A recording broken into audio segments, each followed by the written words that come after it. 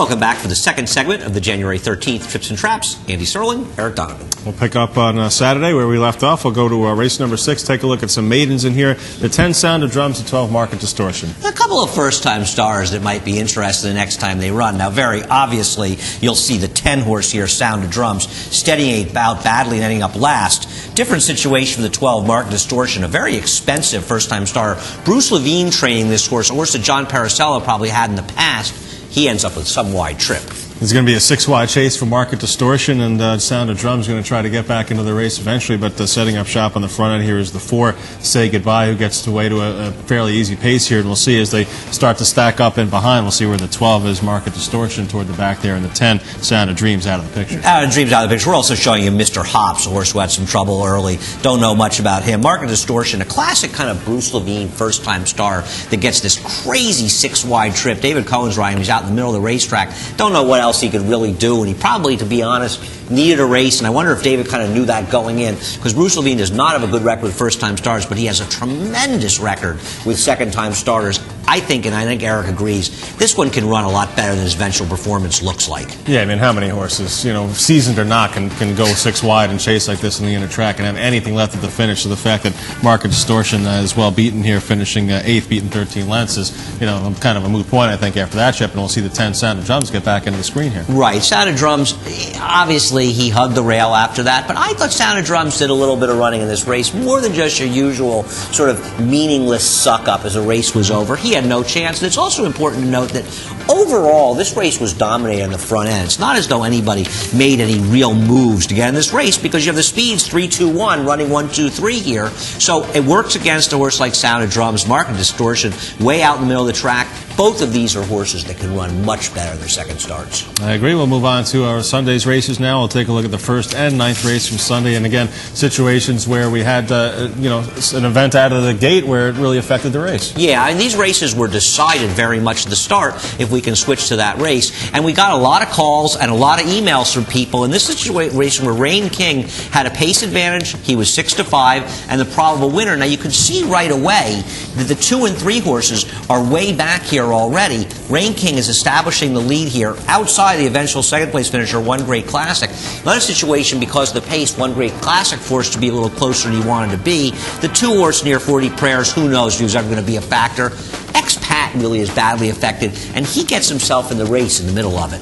He does. Expat, a horse that just broke its maiden the last time out for trainer Rick Fowler. It might be a horse with a little bit of an upswing here, and we see Expat get back into the game here toward the outside, the 3 horse, and up toward the front is the 6, and that's One Great Classic. And also we'll take a look at Rain King, is highlighted on the lead here.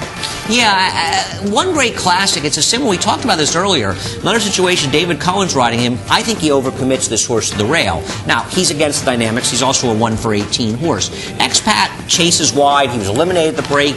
I give him a pass for this race. If he showed up in a race I thought he could win next time, I think he's dirtied up out of this race. Rain King is as lucky as a winner can be. He found the right field. He had a huge tactical edge. Others had trouble in the race. All the good things happened to him. I would bet against him pretty much wherever he shows up next time.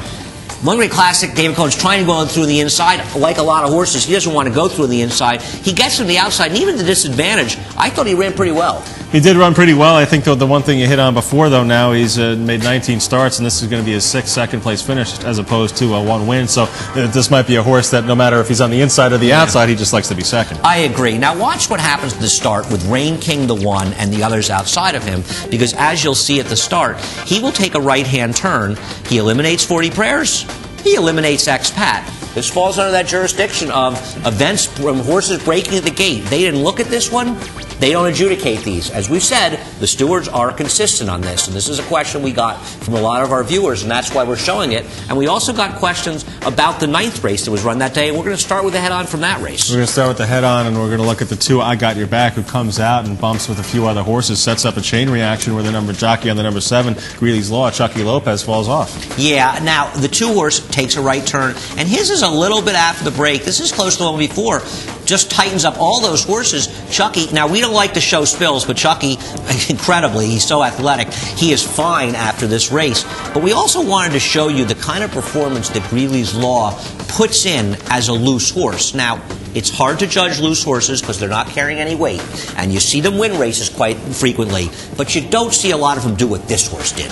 No, I mean, from a perspective of thinking that this horse is going to go toward the outside, as we see here, being up at 3 wide, but as they move around the turn, you'll see Greeley's Law get to the outside, go to the outside fence. Almost looks like Greeley's Law wants to go back to the barn area, and you figure you're never going to see him again in the screen whatsoever. Yeah, I mean, not only does he go to the outside, but it's not like he's ahead of the field. He loses all that ground ducking out there, and you watch him. He's like jumping. He seems like he's having some fun out there. You think he's out of it. They turn for home. He gets himself back into it, and he may get my award as the smartest horse out there because he will come through on the inside and alter course when he has to late. Yeah, it's kind of amusing to watch. I mean, fortunately, like we said, no one was injured in this race, but you see Greeley's Law come up the inside here, and just as it looks like he's going to just stay on the rail or whatever, and try to come up inside that 9 horse there, Pegasus Papu. Comes to the outside here once you realize things are getting a little tight down toward the inside. Yeah. He steadies and moves to the outside and, theoretically gets second here, even though without the jock, of course, you're last. Right, and he knew he didn't want to go up on the inside, so he quickly got off the rail. Saw some discussion on the internet, a lot of discussion about this race, thought we'd bring it up. Horses that lose their riders that win are probably terrible bets overall because they weren't carrying the weight. But the performance that Greeley's Law, a horse who had a tough trip in his prior start, puts in without the rider. Greeley's Law is a horse that don't ignore him next time he runs. He's not going to beat a killer field, but a field like this, he'll beat. It'll be tough. Yeah, I think he has a good chance. I think he fits very well with these horses. He showed in this race he would have won this race, in my opinion at least. All right, well, that'll do it for this episode of Trips and Traps. Once again, we love to hear your viewer comments, so send us emails. The address tripsandtraps@NYRAinc.com.